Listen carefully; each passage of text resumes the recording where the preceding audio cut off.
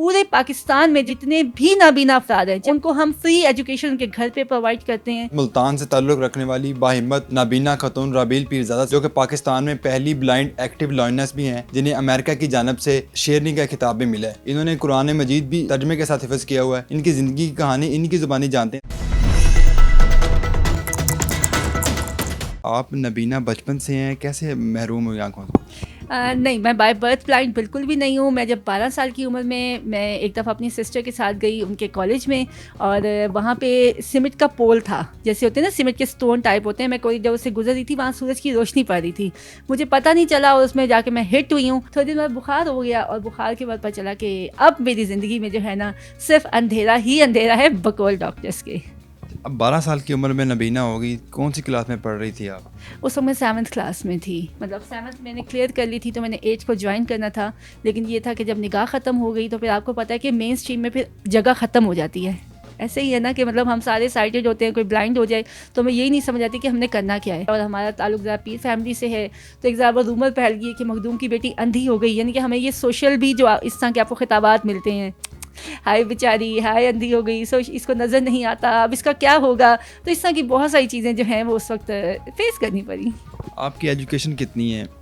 Education میری ہے masters in English literature plus linguistics, یہ میں نے کیا ہوا ہے.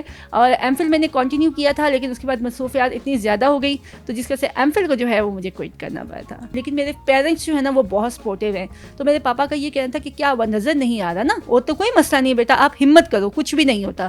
تو اس کے بعد یہ جس ادارے میں اس ٹائم پہ بیٹھی ہوں, پاکستان فاؤنڈیشن فائٹنگ بلائنڈنس, تو یہاں پہ جو لیٹ چیف ایگزیکٹو آفیسر تھیں انہوں نے اس وقت ٹی وی پہ یہ چیز چلائی تھی کہ خدا را جن کو نظر نہیں آتا وہ کائنڈلی اپنے بچوں کو ہمارے پاس لے کے آئیں, ہم ان کو فری تعلیم دیں گے. تو اس ٹائم ایجوکیشن کا سلسلہ میرا وہاں سے شروع ہو گیا تھا. اور ماسٹرس تک ایجوکیشن کمپلیٹ کرنے کے بعد میں نے بیکن ہاؤس میں جو ہے 3 سالہ جو ہے میں نے جاب کیا وہاں پہ ایز این ٹیچر, اور وہاں پہ میں اپنی لسننگ اسکلس پہ جو ہے میں ویڈیوز بناتی تھی. پھر اس کے بعد میں اسلام آباد میں کس طرح سے آئی, اسلام آباد آنے کی سب سے بڑی وجہ یہ تھی کہ مجھے یہاں سے بہت اچھی آفر آ گئی تھی. ایک پرائیویٹ آرگنائزیشن تھی centre for piece and development initiatives, وہاں پہ میں نے ایز این پروگرام آفیسر, اور پنجاب اسمبلی میں جو ہے ایز اے جرنلسٹ جو ہے میں نے وہاں پہ کام کیا 1 سال, and it was excellent experience. تو تبھی میں نے 2014 میں ہی میں اسلام آباد آ گئی. تو یہ وجہ رہی. آپ اس ادارے میں کس پوسٹ پہ ہیں, کیا کام کرتے ہیں؟ میں یہاں پہ اس ادارے میں جو ہوں میں چیف کوآرڈینیٹر کی پوسٹ پہ ہوں. اور سب سے مزے کی بات یہ ہے کہ پہلے میں جس ادارے میں ایز اے اسٹوڈنٹ تھی اور جس چیئر پہ ہم لوگ بیٹھے ہیں, یہ ہمارے سامنے ساری کیسٹس نظر آ رہی ہیں, تو جب ہم بہت چھوٹے چھوٹے تھے تو یہ ہماری جو پہلی چیف ایگزیکٹو آفیسر تھی, ہم آتے تھے ان کے پاس اور ہمیں اچھا لگتا تھا کہ بھئی وہ سب پاکستان میں جتنے بھی نابینا افراد ہیں ان کے لیے کام کر رہی ہیں. تو آج ہمیں بھی فخر محسوس ہوتا ہے کہ جو انہوں نے ننے بیج لگائے آج ہم پھلدار درخت بن گئے. اور الحمدللہ اس ٹائم پہ پورے پاکستان میں جو ہے جتنے بھی نابینا افراد ہیں, چاہے وہ جس بھی شہر سے ہیں, صوبے سے ہیں, ان کو ہم فری ایجوکیشن ان کے گھر پہ پرووائڈ کرتے ہیں. ان کو آئی ٹی اسکلز دیتے ہیں, ان کو ہنر سکھاتے ہیں, ان کو انٹرنشپ کی اپرچونیٹیز دیتے ہیں. یعنی کہ ان کو مین اسٹریم میں لانے کی بھرپور کوشش کرتے ہیں. ہر چیز جو ہے نا آپ کے لیے صرف اور صرف پیسہ نہیں ہوتا, بہت جگہوں پہ ڈیڈیکیشن ہوتی ہے. تو میں نے اس ادارے کو والنٹیئر جوائن کیا تھا, اور آپ یقین کریں میری زندگی کا سب سے خوبصورت ترین جو ہے نا یہ میرا تجربہ ہے. اس وقت میں پیسے ارن کرتی تھی, یہاں سے میں نے دعائیں بہت ارن کی ہیں, لوگوں کی دعائیں کی ہیں, بلائنڈ بچوں سے دعائیں لی ہیں, ان کے پیرنٹس سے دعائیں لی ہیں. یعنی کہ اب کوئی رات ایسی نہیں ہوتی کہ میرے چہرے پہ مسکراہٹ نہ ہو, اور کوئی صبح ایسی نہیں تھی کہ جب میں ایکسائٹیڈ ہوں کہ یس میں نے اپنے کام پہ جانا ہے. یہ جو آپ کے پیچھے یہ لگی ہوئی ہیں یہ فلمیں, ان میں آپ کیسے ہے, ان کے بکس آپ پڑھتی ہیں, کیسے مینیج کرتی ہیں, اور یہ ریکارڈنگ کہاں سے ملتی ہے؟ ریکارڈنگ آف کورس ہم جس ادارے میں بیٹھے ہیں یہاں سے ملتی ہے. یہ اسلام آباد کا ہیڈ آفس ہے, اور پورے پاکستان میں جب بھی, جیسے میں ملتان میں تھی, مجھے بکس چاہیے ہوتی تھی تو میں کال کرتی تھی کہ جی مجھے میٹرک کی بکس چاہیے, تو with in a few days میں بکس میرے گھر پہ موجود ہوتی تھی. ہم اس کو ٹیپ ریکارڈر میں لگاتے تھے. اب تو خیر ہم کافی ایڈوانس ہو گئے ہیں. اس کے بعد ہم سی ڈیز پہ آئے, MP3s پہ آئے, اور ایون ٹو ایون اب موبائل میں ایسی ایپ بھی آ چکی ہے کہ آپ جب جسٹ اس کو کلک کریں اور آپ PFAB کی ویب سائٹ پہ جا کے اپنی مطلوبہ کتابیں جو ہیں وہ اس کو پڑھ سکتے ہیں. آپ ایک بلائنڈ ہیں, ایک بلائنڈ کے لیے یہ سارے کام مینیج کرنا کس قدر مشکل کام ہے, کیسے کرتی ہیں؟ موبائل آپ یوز کرتی ہیں تو اس کے لیے کیا اسٹریٹجی ہے, کیسے یوز کر رہی ہیں, اور اس کے علاوہ کیا کیا کام ہے؟ اچھا ویل دیکھیں، کوئی بھی کسی کو بھی ذرا سی بھی تکلیف ہوتی ہے نا، آپ کو بھی تو چیلنجز آتے ہیں نا، بہت سارے پرابلمز آتے ہیں نا، تو تھوڑی دیر کے لیے تو آپ بھی پریشان ہو جاتے ہیں، لیکن پھر جب آپ اس کے بعد اپنے دماغ کا استعمال کرتے ہیں اور آپ اس چیلنج کو کوپ اپ کر لیتے ہیں، تو میرے خیال میں زندگی گزارنے کے لیے آنکھوں سے زیادہ بہتر چیز ہوتی ہے، وہ ہوتی ہے آپ کی ویژن، آپ کا وزڈم، کہ آپ کا دماغ کتنا ایکٹیولی چل رہا ہے. میں یہ نہیں مانتی کہ بلائنڈنس کوئی معذوری ہے، کوئی قرض ہے، کوئی بیماری ہے، نہیں، یہ ایک ڈفرینٹ لائف اسٹائل ہے. جیسے موبائل نہیں بولتے تو ہم موبائل نہیں یوز کر سکتے، تو اس میں ایسے سافٹ ویئر ہو جاتے ہیں، موبائل بولنا شروع کر دیتے ہیں. ہم کوکنگ نہیں کر سکتے تو ہم اس کو سن کے تو کر سکتے ہیں نا، اس کو اسمیل کر کے تو کر سکتے ہیں. اب ہم آرٹ اینڈ کرافٹ کا کوئی بھی کام کریں گے تو ہم اس کو دیکھ کے کر سکتے ہیں.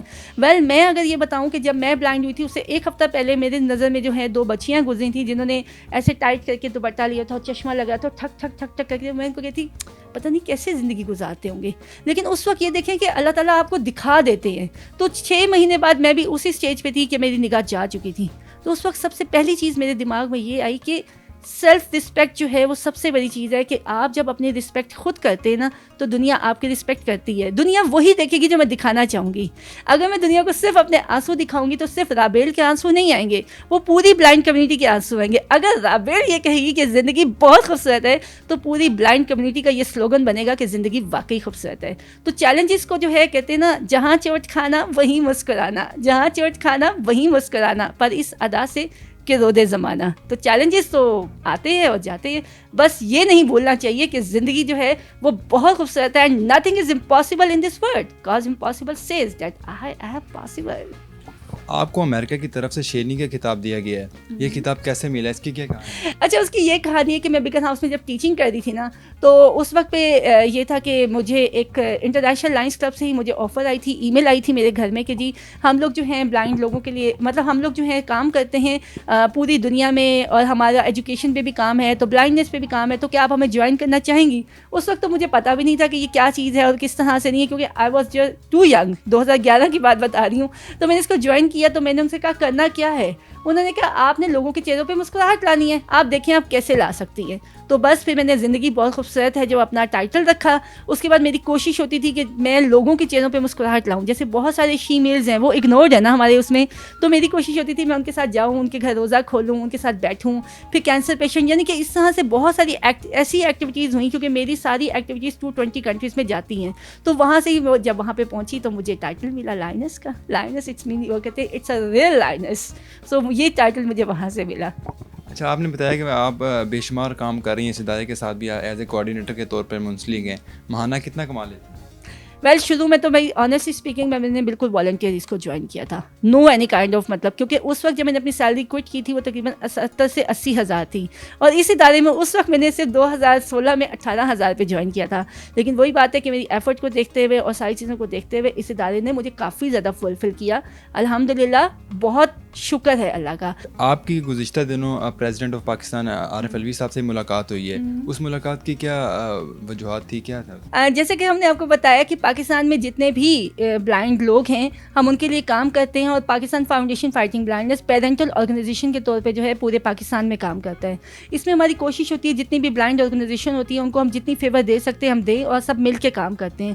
تو گزشتہ 2 سالوں سے ہم سیمینار کروا رہے تھے جس میں ہمارے ساتھ 70+ آرگنائزیشن موجود ہوتی ہیں، پرائیویٹ اور گورنمنٹ. اس میں کافی سارے چیلنجز تھے. جو 3 چیلنج ہمارے سامنے آئے اس میں سب سے بڑا مسئلہ یہ تھا کہ ہم کہتے ہیں کہ بچیوں کو آگے لانا چاہیے. ایسے ہی ہے نا، بچیوں کو آپ تب آگے لائیں گے کہ جو شہر میں جو بچے ہیں وہ تو آگے آ جائیں گے، لیکن جو بچے جو دور دراز صوبوں میں رہتے ہیں جہاں پہ سرے سے مطلب ہاسٹل کی فیسلٹی ہی موجود نہیں ہے بلائنڈ بچیوں کے لیے، تو وہ کیسے آگے آئیں گی. نمبر 2 سب سے پہلے اہم چیز یہ کی تھی کہ میں بلائنڈ ہوں، میں مطلب لکھ نہیں سکتی. تو جب میرے پیپر دینے کی باری آتی ہے تو بہت سارے ایسے بلائنڈ بچے ہیں جن کو رائٹر نہیں پرووائڈ ہوتا، جس کی وجہ سے ان کے پیپر رہ جاتے ہیں، سال ضائع ہو جاتا ہے یا پیپروں میں وہ رہ جاتے ہیں. اور سب سے اہم چیز یہ ان کو کہی تھی کہ ہمارا سارا فوکس جو ہے وہ ٹیکنالوجی پہ ہے، تو آپ ٹیکنالوجی کو جو ہے ہمارے لیے گیجٹس کو جو ہیں وہ اتنا ایکسیسیبل بنائیں کہ ہر وی آئی جو ہے اپنی لائف کو جو ہے خوبصورت بنا سکے، اور ہم بھی کہہ سکیں یس وی آر انڈیپینڈنٹ نیشن. تو یہ ہمارا اس کے تھا. لیکن صدر صاحب نے جو ماشاءاللہ ہمیں بہت اچھا رسپانس دیا ہے. یعنی کہ مجھے یہ کہنے میں کوئی قباحت نہیں کہ مجھے لگا نہیں کہ میں نے ایک پاکستان کے صدر کے ساتھ جو ہے میں نے ملاقات کی ہے. اتنا فرینڈلی انہوں نے ہمیں مطلب انوائرمنٹ دیا اور اتنے اچھے طریقے سے اور بہت زیادہ غور و فکر سے انہوں نے ہماری بات سنی. اور انہوں نے یہ بھی کہا کہ ہماری تجاویز پہ ضرور زیر غور کریں گے اور انشاءاللہ آنے والے ٹائم پہ کچھ بہتر ہی لائے عمل لائیں گے ڈسیبلٹی کے لیے. میم بہت شکریہ. بالکل ناظرین, یہ تھی ربیل پیرزادہ جن کی آپ نے زندگی کی کہانی ان کی زبانی بھی سنی ہے. اسی کے ساتھ اپنے میزبان امیر حمزہ کو اجازت دیجیے گا. ملتے ہیں نیکسٹ ویڈیو میں, تب تک کے لیے اللہ حافظ.